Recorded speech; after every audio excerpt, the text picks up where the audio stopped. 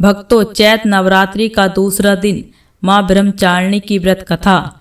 चैत नवरात्रि का दूसरा दिन एक ऐसी अद्भुत कथा से जुड़ा है जो त्याग, तपस्या और अटूट संकल्प की मिसाल है। यह दिन माँ ब्रह्मचारिणी को समर्पित है, वह स्वरूप जिसने कठोर तप करके पूरी सृष्टि को धैर्य और भक्ति का असली अर्थ सिखाया है।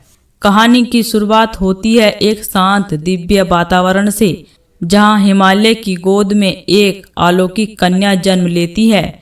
यह कोई साधारण बालिका नहीं थी, बल्कि देवी शक्ति का ही अवतार थी। उनके जन्म के समय ही वातावरण में अद्भुत ऊर्जा और शांति का संचार हो गया था। जैसे जैसे वह बड़ी हुई, उनके भीतर एक विशेष उद्देश्य की झलक दिखाई देने लगी। यह कन्या थी पार्वती, जो आगे चलकर ब्रह्मचारिणी के रूप में जानी गई। बचपन से ही उनके मन में एक ही संकल्प था, भगवान शिव को पति के रूप में प्राप्त करना। लेकिन यह मार्ग आसान नहीं था। यह प्रेम सिर्फ भावनाओं का नहीं, बल्कि त्याग और तपस्या का था। एक दिन देव ऋषि नारद उनके पास आए और उन्होंने पार्वती को उनके पिछले जन्म की कथा सुनाई। उन्होंने बताया कि कैसे वह पहले सती थी और भगवान शिव की अर्धांगिनी थी। इस जन्म में भी उन्हें वही स्थान प्राप्त करना है, लेकिन इसके लिए उन्हें कठोर तपस्या करनी होगी। नारद के ये शब्द सुनकर पार्वती के हृदय में अड़िग संकल्प जाग उठा।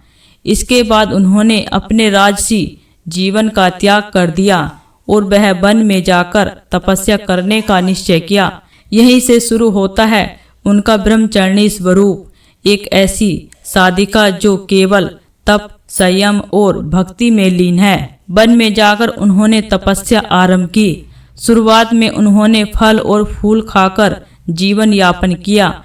फिर धीरे धीरे उन्होंने सिर्फ पत्तों पर निर्भर रहना शुरू कर दिया।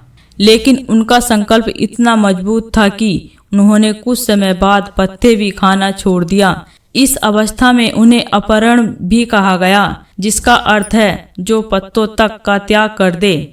वर्षों तक चलने वाली इस तपस्या में उन्होंने कड़ी धूप, बारिश और ठंड सब सहन किया।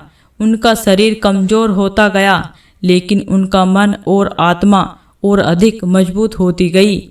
देवता, ऋषि और समस्त सृष्टि उनकी इस तपस्या को देखकर चकित थे। एक समय ऐसा भी आया जब उनकी तपस्या इतनी प्रचंड हो गई कि तीनों लोक में हलचल मच गई। देवताओं ने भगवान शिव से प्रार्थना की कि वे पार्वती की तपस्या को स्वीकार करें। भगवान शिव, जो स्वयं तप के प्रतीक हैं, उनकी इस भक्ति और समर्पण से अत्यंत प्रसन्न हुए। अतः भगवान शिव उनके सामने प्रकट हुए और उन्हें पत्नी के रूप में स्वीकार किया।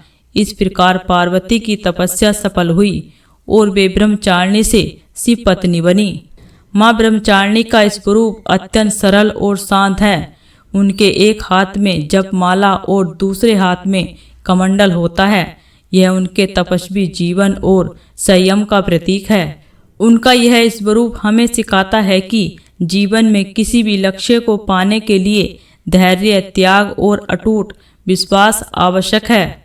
चैत नवरात्रि के दूसरे दिन भक्त माँ ब्रह्मचारिणी की पूजा करते हैं और उनसे आशीर्वाद मांगते हैं कि वे भी अपने जीवन में दृढ़ संकल्प और सहनशीलता को अपना सकें। इस दिन व्रत रखने का विशेष महत्व है। माना जाता है कि जो व्यक्ति सच्चे मन से माँ की आराधना करता है, उसे जीवन में सफलता और शांति प्राप्त होती है। यह कथा हमें यह भी सिखाती है कि सच्चा प्रेम और भक्ति कभी व्यर्थ नहीं जाती, चाहे रास्ता कितना भी कठिन क्यों न हो। यदि मन में सच्चाई और समर्पण हो तो सफलता अवश्य मिलती है। माँ ब्रह्मचारिणी की यह प्रेरणादायक कथा हमें हर कठिनाई में अड़िग रहने की सीख देती है।